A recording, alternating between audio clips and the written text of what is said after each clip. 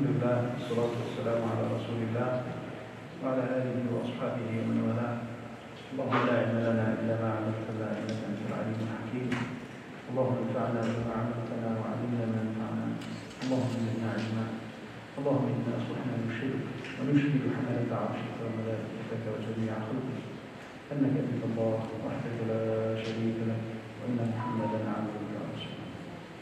يقول المولى عز وجل: إنك لا تهدي من أحببت ولكن الله يهدي من يشاء وهو أعلم بالمهتدين. Allah subhanahu wa ta'ala says in Surah Al-Qasas, verse number 56, You surely cannot guide whoever you like, but it is Allah subhanahu wa ta'ala who guides whoever He wills, and He knows best who are fit to be guided.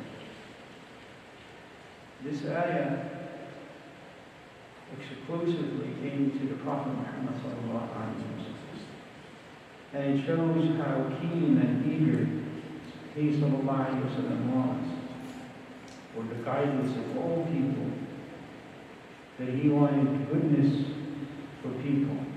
Harisun alaykum bil mu'minina ra'ufun rahim. Harisun alaykum. He is so cautious about your state and your success. Bil mu'minina ra'ufun rahim.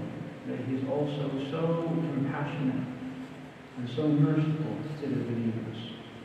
And the Prophet Muhammad spent his entire life trying to guide people to the way of Allah subhanahu wa ta'ala.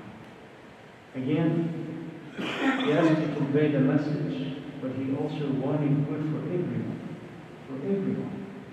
Sallallahu alayhi wa sallam. And there is a beautiful hadith, he says, إِنَّ مَثَلِي وَمَثَلُ النَّاسِ كَمَثَلِ رَجُلٍ اسْتَوْقَدَ نَارًا. The likeness of me or people is like someone who made a fire. You know, when you make a fire at night, if you're camping or something, insects will come to you, moths and insects. So he said, sallallahu alaihi wasallam, this man made a fire, and moths and insects and other, flies would come to the fire and cannot resist it, and then they fall into the fire. So the man is trying to prevent him, trying to push him away, but he was overpowered by them. Similarly, I push you away from the fire out of fear that you will fall into the fire. And also some of you do not listen. So that's how he felt about the state of people, sallallahu alayhi wa sallam. You know, when a man, there is a hadith in Muslim, Imam Ahmad, that the man came once from, the Roman emperor to deliver a message to the Prophet sallallahu alayhi wa sallam. And Rasulullah sallallahu alayhi wa sallam said, he wanted to make da'wah to this man, and he says to him, أَلَكَ خَيْرٌ فِي دِينِ أَبِيكَ إِبْرَاهِيمَ دِينُ الْحَنِيفِيَّةِ قَالَ إِنَّمَا أَنَا رَسُولُ قَوْمِي عَلَى دِينِهِمْ حَتَّى أَعُودُ. So he spoke to this man, right? And the translator actually translated to him that Rasulullah sallallahu alaihi wasallam said, what do you think of following the pure religion of your father Ibrahim, which is the oneness of Allah subhanahu wa ta'ala? This man was Christian. He says, أَنَا عَلَى دِينِ قَوْمِ. I'll stay, follow the religion of my people until I go back. فضحك النبي صلى الله عليه وسلم ثم قرأ إنك لا تهدي من أحببت ولكن الله يهدي من يشاء. He didn't force him. He didn't say, oh, you're going to go to hell. But he just smiled, sallallahu alayhi wa sallam, and he said, he recited this ayah. You cannot guide whoever you like. Allah subhanahu wa ta'ala is the one who guides whoever He wills. Right? And this ayah specifically, as the commentator said, it came down regarding Abu Talib, the Prophet sallallahu alayhi wa sallam's uncle. You know how much love Abu Talib had for Rasulullah sallallahu alayhi wa sallam. Allah subhanahu wa ta'ala put him there to protect the Prophet sallallahu alayhi wa sallam. On many occasions he would go out and he would defend the Prophet sallallahu alayhi wa sallam. And his love for Rasulullah sallallahu alayhi wa sallam was natural love. It was not a shara'i love. He did not love him because he was a prophet. He loved him because he was a family member. He loved him because he made an oath to protect him. He made an oath to his father Abdul Muttalib to protect the Prophet sallallahu alayhi wa sallam. And he did everything possible to protect him, sallallahu alayhi wa sallam. When he died, when Khadija and Abu Talib died, the Prophet sallallahu alayhi wa sallam called that year the year of sadness. And that also shows how much love Rasulullah sallallahu alayhi wa sallam had for Abu Talib. He loved him as well.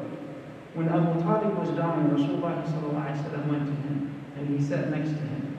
And he said, Ya Amma, قل أشهد أن لا إله إلا الله كلمة أشفع لك بها عند ربي يوم القيامة. My dear uncle, say La ilaha illallah. Just a word that I can intercede for you on the day of judgment. He said, well, he was there, sallallahu alayhi wa sallam, Abu Jahl and other people were there as well.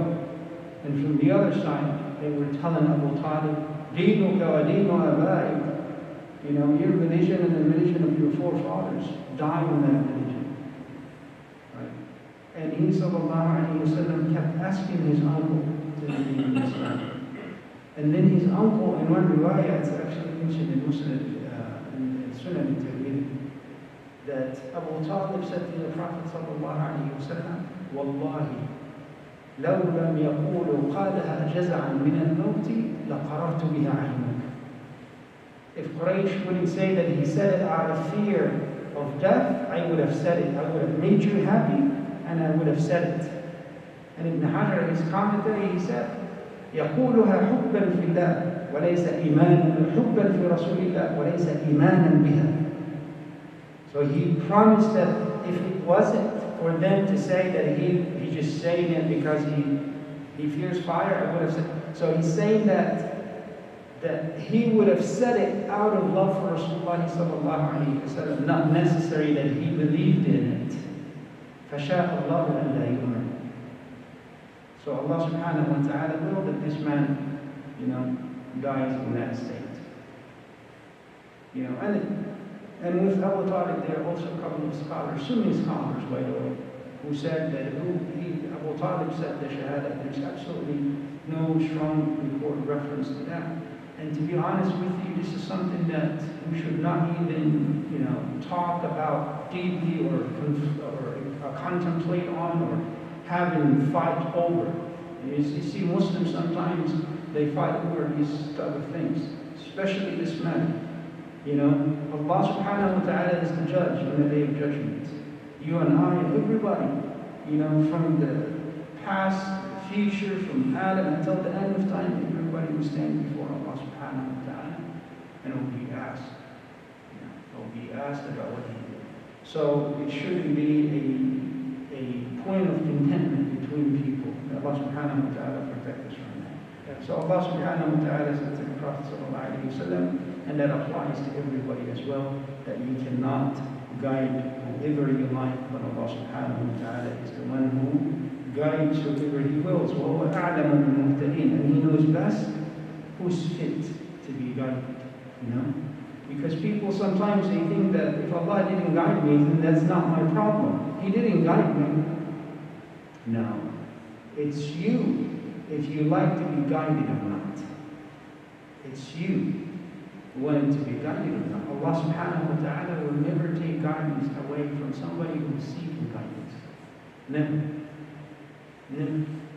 Allah subhanahu wa ta'ala tells us that whoever takes a step toward Allah, Allah comes running to him.